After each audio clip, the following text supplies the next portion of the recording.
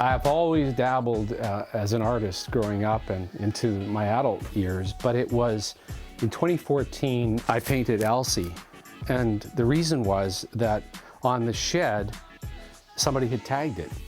And I instantly thought, man, it'd be nice to cover that up with something beautiful. And I thought of Elsie Yannick. And it was so great because after I painted it, we brought her over to see it.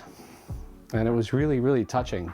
And that sort of began everything. There was sort of a social media movement at the time to come and get your selfie with Elsie, so people would search out this mural and then post it on social media. Eventually, Justin Trudeau came to get his picture taken with it. And that was the catalyst to a real shift for me. I just kept painting after that. It was one mural after the other. Then I kept looking for things to paint on. I had no canvases at the time, so I just would grab a piece of wood and I'd paint on that. And there were a couple of times I painted on old album covers. Yeah, and eventually I bought canvases and they started selling, and it's been amazing where it's gone. So this gives you a small example of what I've been doing. Of course, these are more recent works. On the wall is a mix of prints and originals. This is a monkey. We were at Angkor Wat, which is one of the great wonders of the world, and we were in this air-conditioned vehicle, and it was time to get out. We're in the parking lot, and I opened my door, and this guy was right there, like literally right there. And he was posing for me, and so I took his picture, and that was the result. I am become somewhat known for painting ravens, and the reason is that after the fire, for whatever reason, I became very connected to the ravens and would have lots of conversations with them. They'd be up in the trees next to the studio, and I would be taking their pictures. And so we have here, this is the King of the Ravens, which was named by one of the students at St. Kateri School when I was painting it with the kids. And over here is a pair of ravens in the snow. And they were so cute. They were just taking care of each other up in the tree during a brutal storm earlier this winter. And so I wanted to capture that. So that's a couple of examples. This is Myrn's water buffalo. Myrn is a lady that we built a house for Myrn in Cambodia. And when we went back to visit her a year after we built her home, this guy was in a slough right by her house, and he was just staring at me. And so I knew I had to paint him, so I call that Myrn's water buffalo. This is one of my favorites, actually. It's the happy hippo. It just makes me happy. Simple as that. So an artist in Edmonton made a suggestion for me. I was doing the 19-day painting challenge where the people that follow me suggested different things that I could do and then create paintings from their suggestion. And so his suggestion was to paint something about the Fort McMurray fire that was personal, that was something from my perspective, and I hadn't done that yet. And then for me, this is the image of the fire that I experienced trying to get back to Fort McMurray. I was doing a workshop at Mark Amy Treatment Center by Anzac, and I hit this on the south side of the community. And I described it as the apocalypse, because that's exactly what it looked like. And I kept driving into it. And of course, behind here is Beacon Hill, which is obviously on fire.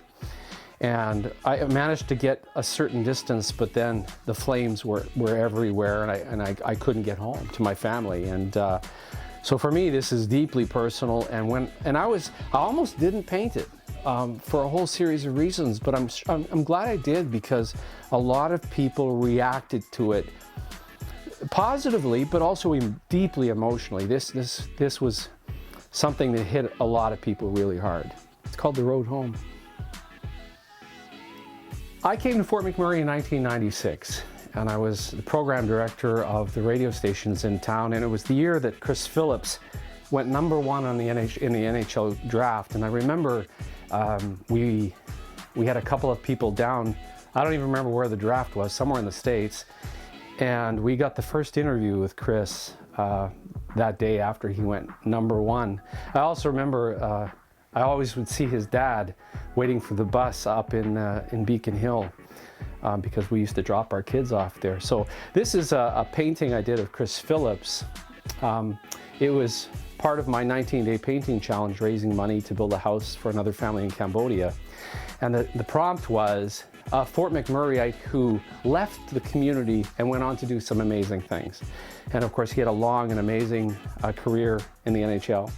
And what we're going to be doing is we have 2 of these, and we're going to be making them embellished prints, and they're going to be in our auction, and all proceeds are going to be going to Kids Sport with Buffalo to encourage young people in our community and give them access to sporting opportunities. So this was the very first piece when I really got serious about painting.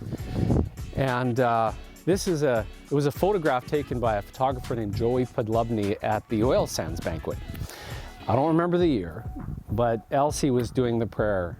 And that was the first image that popped into my mind when I decided I want to paint something beautiful over top of the tagging that had happened on the shed. And after we brought her here to see it, she actually lent me her prayer book. And so written within the piece are all kinds of different prayers that she would speak at public events. As an example, O great Spirit, whose voice I hear in the wind, whose breath gives life to all the world. Prime Minister Trudeau, when he was here, read that, and he said, my God, that's the prayer I spoke at my brother's funeral. So it was really quite touching. So that was the first one, and I decided I wanted to paint historical figures important to Fort McMurray on the shed. It's a public throughway, so it's public space.